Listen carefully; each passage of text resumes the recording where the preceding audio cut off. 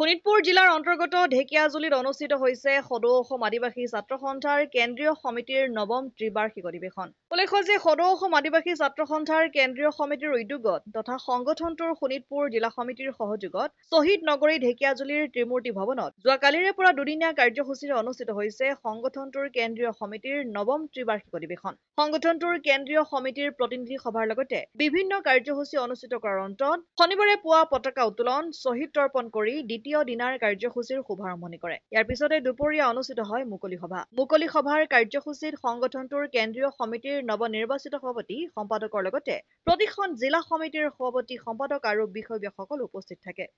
হয়, যোৱাকালি পৰা সদৌ অসম আদিবাসী ছাত্ৰ সন্থা কেন্দ্ৰীয় সমিতিৰ দুদিনীয়া অধিৱেশন ঢেকিয়াজুলি শ্বহীদ নগৰীত অনুষ্ঠিত হৈছিল। আৰু যোৱাকালি বিভিন্ন কাৰ্যসূচীৰ লগতে আমাৰ যি প্ৰতিনিধি সভা অনুষ্ঠিত হ'ল আৰু প্ৰতিনিধি সভা প্ৰায় ৰাতি 11টা বজালৈকে আলোচনা কৰা হ'ল। আৰু এই প্ৰতিনিধি সভাতে আগন্তুক 3 বছৰীয়া কাৰ্যকালৰ কাৰণে এটা শক্তিশালী নৱনিৰ্বাচিত সমিতি গঠন কৰা হ'ল। তাতে আমাৰ সভাপতি হিচাপে যি ভাৰপ্ৰাপ্ত সভাপতি আছিল ৰেজান হৰক দায়িত্ব দিয়া হৈছে আৰু সাধাৰণ সম্পাদক হিচাপে দেৱেন ওৰাং যিহেতু মোক দায়িত্ব দিয়া হৈছে। আৰু উপসভাপতি পদত ৰাজু তিৰ্কি, চাকৰিয়া চৰেন, ইছাক লাকৰা, ৰিচা মুণ্ডা এনেকুৱা ধৰণৰ 5জন উপসভাপতি হিচাপে দায়িত্ব দিয়া হ'ল।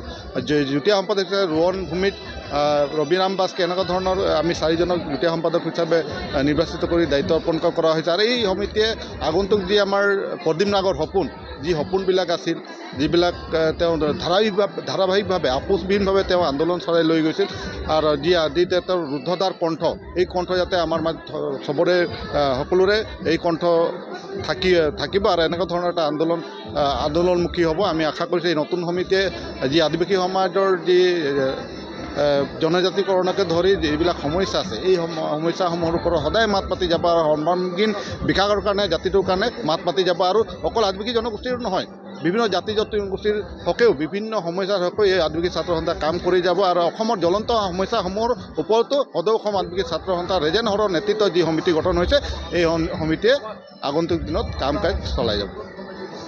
ঢেকিয়াজুলিৰ পৰা প্ৰশান্ত বৈশ্যৰ ৰিপৰ্ট, অসম আদিত্য।